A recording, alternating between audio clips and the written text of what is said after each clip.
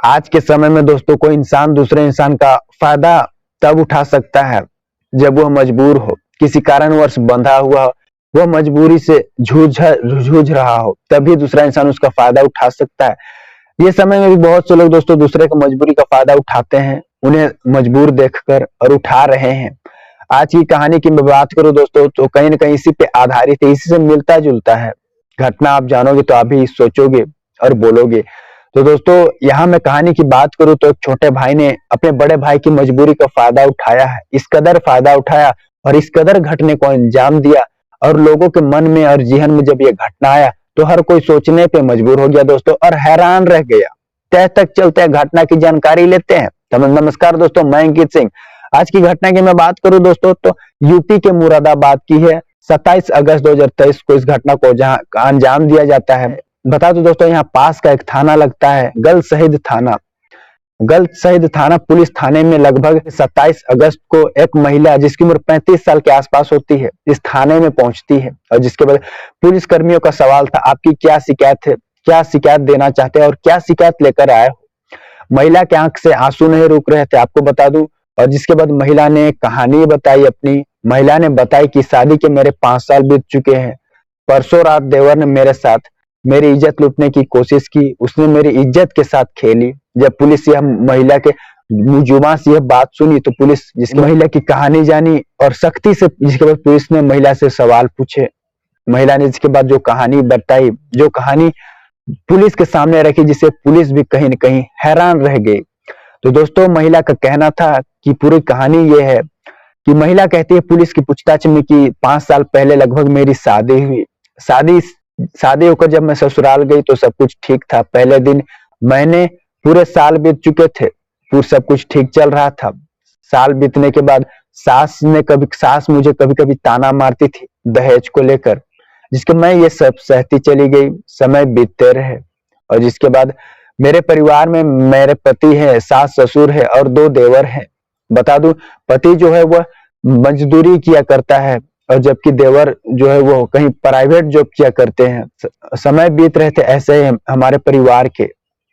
जैसे जैसे समय बीते, मेरे देवर की साल 2022 में शादी होनी थी, लेकिन वह किसी कारणवश वह शादी टूट गई, जिसके बाद देवर दुखी सा रहने लगे थे। और जिसके बाद मैंने एक दिन देवर को समझाया, और जिसके बाद आगे बढ़ने के बारे में उन्हें बताया कि ये सब भूल जाइए और आगे बढ़िए। और जिसके बाद समय बीतते रहे। फिर पुलिस की पूछताछ में महिला आगे कहती है, दिसंबर 2022 की बात है, जब मैं बाथरूम में नहा रही थी तो देवर बाथरूम के अंदर घुस गया। परिवार में उस वक्त सभी घर के बाहर थे, और जिसके बाद गलत हरकत करने की कोशिश की देवर ने, जिसके बाद मैंने विरोध किया, और जिसके बाद विरोध करने पर देवर बाथरूम के बाहर चला गया। और मैं सोच में पड़ गई देवर का यह करतूत देखकर, और जिसके बाद मैं बाहर आई। सोची मैं घर परिवार वाले जब आएंगे तो यह बात रखूंगी परिवार के सामने। परिवार वाले सामने सब आ गए, लेकिन मेरी हिम्मत नहीं हुई यह बात कहने को। समय बीते, शाम से रात हो चुकी थी। रात को मैंने यह बात अपने पति से कहनी चाहिए, लेकिन मेरी जुबान से यह बात नहीं निकली, और जिसके बाद मैं कुछ कह ना सकी। मैं चुप रही, सहती रही। सब समय बीतते रहे। देवर मेरे पर अक्सर बुरी नजर रखता था।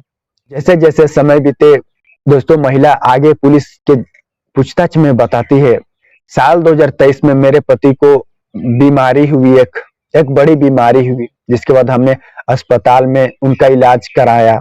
कई महीनों तक उनका अस्पताल में इलाज चला, और बड़ी बीमारी के कारण किसी कारणवश उनकी आंखों की रोशनी चली गई, यानी वह दृष्टिहीन हो गए, वह अंधे हो गए। जिसके बाद हमारी आर्थिक स्थिति अच्छे नहीं होने के कारण पति का हमने आगे इलाज नहीं करा पाया। हमारे पति को आंखों से अच्छे से दिख नहीं सकता था, और जिसके बाद हमने उन्हें घर ले आया। और जिसके बाद जैसे जैसे समय बीते, 27 अगस्त देवर करीब रात के 2:30 बजे मेरे कमरे में घुस गया। पति जो है वह सो रहे थे, पति के सामने ही देवर जिसके बाद घुसा और मेरे साथ गलत हरकत करने की कोशिश की। देवर ने मेरी इज्जत लूटने की कोशिश की, लेकिन मैंने जोर शोर से चिल्लाना शुरू कर दिया। मेरे शोर की वजह से घर वाले, ससुराल वाले सभी जाग उठे, और जिसके बाद कमरे में आए, और जिसके बाद सभी को मैंने यह बात बताई कि देवर ने मेरे साथ गलत करने की कोशिश कर रहा था। ज्यादातर लोगों ने मेरी बात का विश्वास नहीं किया और सभी ने देवर का ही साथ दिया और मेरे ससुर और सास ने मेरी वहां पिटाई की और जिसके बाद मुझे घर से बाहर निकाल दिया और कहा कि आज के बाद से तुम यह घर में लौट कर नहीं आओ। महिला ने यह कहानी पुलिस के सामने रखी। महिला का कहना था देवर की यह हरकत और करतूत के बाद भी ससुराल वालों ने मेरा विश्वास नहीं किया, उल्टा देवर का ही सपोर्ट किया और मुझे मारपीट कर घर से निकाल दिया। और जिसके बाद महिला पुलिस थाने पहुंची शिकायत लेकर। दोस्तों, देवर, सास, ससुर, इन लोगों पे पुलिस ने मामला दर्ज कर लिया। हालांकि पति पर कोई मुकदमा दर्ज नहीं किया गया क्योंकि पति अक्सर पत्नी का सपोर्ट किया करता था, उसके साथ ही था और पत्नी ने अपने पति की शिकायत नहीं दी क्योंकि उसकी कोई गलती नहीं थी। दोस्तों, यह घटना यूपी के मुरादाबाद की बताई जाती है। आप इसको किस तरह देखते हैं? दोस्तों, अभी के लिए इतना ही। अगर वीडियो आपको अच्छा लगा तो सब्सक्राइब करें, चैनल पर नए हो तो। दोस्तों, अभी के लिए इतना ही। जय हिंद, वंदे मातरम।